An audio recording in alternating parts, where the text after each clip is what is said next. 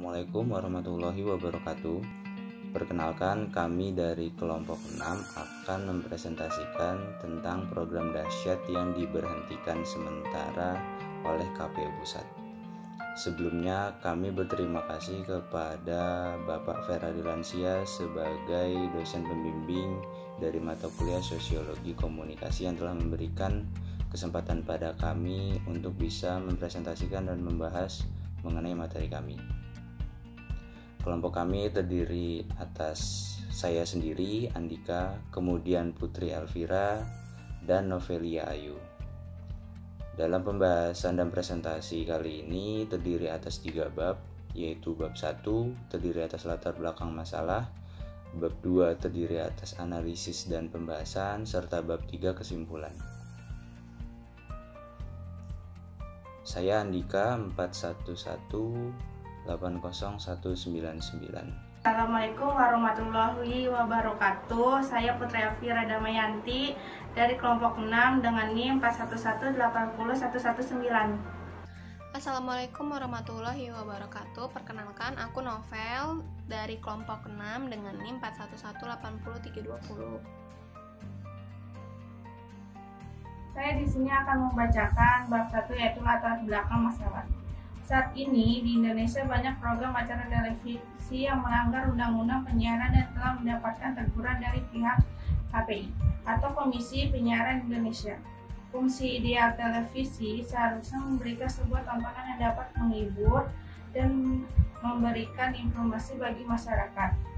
Sebagian orang sering tidak sadar bahwa acara hiburan tersebut dapat memberikan pelajaran atau pesan yang dapat membahayakan. Misalnya, suatu adegan yang konyol disungguhkan untuk menjadi suatu bahan pelecehan dan candaan.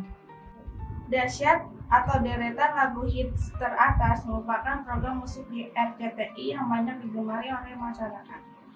Dahsyat sudah ada sejak 28 Maret 2008. Program Dahsyat tayang setiap hari Senin sampai Minggu pukul 8 sampai 10 WIB dan ditayangkan secara live atau siaran langsung.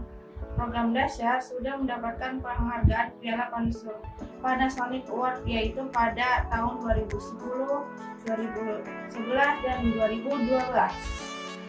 Sebelum programnya dihentikan selama 3 hari yaitu tanggal 13, 14, dan 19 April 2017. Terdapat beberapa pelanggaran yang telah dilakukan sebelumnya, yaitu pada tayangan pertama 26 Agustus 2015, yang kedua tayangan 31 Januari 2016, tayangan ketiga 15 Maret 2016, tayangan keempat 31 Maret 2016, tayangan kelima 20 Februari 2017 dan dihentikan sementara oleh KPI.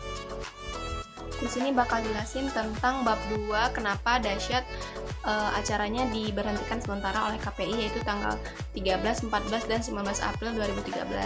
Yang pertama itu ada tayangan tanggal 26 Agustus 2015 di mana tayangan ini menayangkan adegan para host yang memasukkan secara paksa makanan ke dalam mulut mereka, dan akhirnya KPI menilai bahwa hal ini bertentangan dengan P3SPS atau Pedoman Perilaku Penyiaran dan Standar Program Siaran dengan beberapa pasal yang dilanggar, yaitu pasal 9 tentang norma kesopanan dan pasal 15 ayat 1 tentang perlindungan anak-anak dan remaja.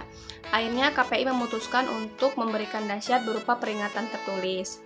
Selanjutnya ada tayangan tanggal 31 Januari 2016 di mana tayangan ini menayangkan seorang wanita yang berkata, "Lu anjing, lu emang lu." Nah, akhirnya KPI menilai bahwasannya hal ini juga bertentangan dengan P3SPS dengan beberapa pasal yang dilanggar, yaitu pasal 9, pasal 9 ayat 2, pasal 14, pasal 21 ayat 1, pasal 15 ayat 1, pasal 37A ayat 4 huruf A. Dari tayangan ini, KPI memberikan sanksi berupa teguran tertulis kepada Dahsyat. Selanjutnya ada tayangan tanggal 15 Maret 2016. Nah, pada tayangan ini ada segmen yang bernama Cerdas Cermat bersama Cecepi dengan host Zaskia Gotik, Ayu Ting Ting, dan Julia Perez. Nah, pada tayangan ini ada pertanyaan yang menayangkan tentang kapan tanggal proklamasi Indonesia, dan akhirnya dijawab oleh Zaskia Gotik dengan 32 Agustus setelah azan subuh. Lalu ada juga pertanyaan tentang lambang negara Indonesia yang dijawab dengan bebek nungging oleh Zaskia Gotik. Akhirnya KPI menilai bahwa hal tersebut menghina dan merendahkan kehormatan lambang negara serta melecehkan sejarah perjuangan bangsa Indonesia. Akibat tayangan ini dan segmen ini pula, KPI memberikan teguran tertulis kedua kepada Dasyat dengan beberapa pasal yang dilanggar, yaitu pasal 9 ayat 2, pasal 14, pasal 15 ayat 1, pasal 21 ayat 1, pasal 37, pasal 37A ayat 4 huruf A, dan pasal 54 ayat 1. Lalu ada juga segmen terakhir, ada juga tayangan tanggal 31 Maret 2016, di mana tayangan ini ada segmen yang bernama Seberapa Peka, di mana segmen ini menampilkan adegan beberapa orang matanya ditutup, lalu mencium kain pel. Nah, kemudian diminta untuk menebak itu benda apa. Nah, dari segmen ini, KPI menilai bahwasannya ini bertentangan dengan P3SPS dengan pasal yang dilanggar. Itu ada pasal 9 tentang norma kesopanan dan pasal 15 ayat 1 tentang perlindungan anak dan remaja. Akibat dari tayangan ini, KPI memberikan peringatan kepada Dasyat. Yang terakhir yaitu tayangan tanggal 28 Februari 2017. Di sini Dasyat menayangkan perkataan yang merendahkan. Ada segmen gitu yang menayangkan yang merendahkan, seperti ada kata PA, pangeran sawan, ular kedut, dan jenglot. Juga ada adegan berupa pria mengendarai mobil dengan maju, mundur, dan rem mendadak. Dengan kondisi terdapat pria lain di dalam bagasi yang tertutup dalam mobil tersebut. Akhirnya KPI menilai muatan perkataan dan perilaku tersebut dapat memberi pengaruh yang buruk pada halayak yang menonton. Adapun pasal yang dilanggar yaitu pasal 9, pasal 14, pasal 15 ayat 1, pasal 21 ayat 1, dan pasal 37 ayat 4 huruf A. Nah, akibat tayangan tanggal 28 Februari 2017 inilah yang membuat Dasyat programnya diberhentikan sementara oleh KPI.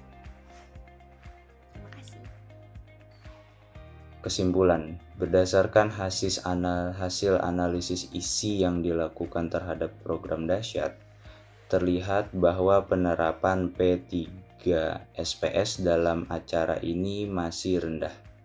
Dapat terlihat dari masih banyaknya terdapat pelanggaran yang dilakukan oleh acara ini. Pelanggaran yang dilakukan adalah pelanggaran terhadap norma kesopanan dan kesusilaan serta pelanggaran terhadap adegan kekerasan, ungkapan kasar, dan makian. Standar program siaran yang seharusnya menjadi pedoman dalam penyelenggaraan dunia penyiaran tidak dilaksanakan secara maksimal. Kemudian untuk saran, berdasarkan fakta pelanggaran yang dilakukan oleh program Dasyat, sebaiknya acara tersebut tidak menjadikan kekerasan verbal dan nonverbal sebagai bahan hiburan. Kemudian lebih memperhatikan norma kesopanan, menghormati negara, dan memperhatikan aspek-aspek lain yang masih dianggap tabu di Indonesia. Melihat acara tersebut merupakan tontonan dari berbagai lapisan masyarakat, tidak terkecuali anak-anak, dan menjadikan P3SPS sebagai pedoman dalam acara tersebut. Terima kasih.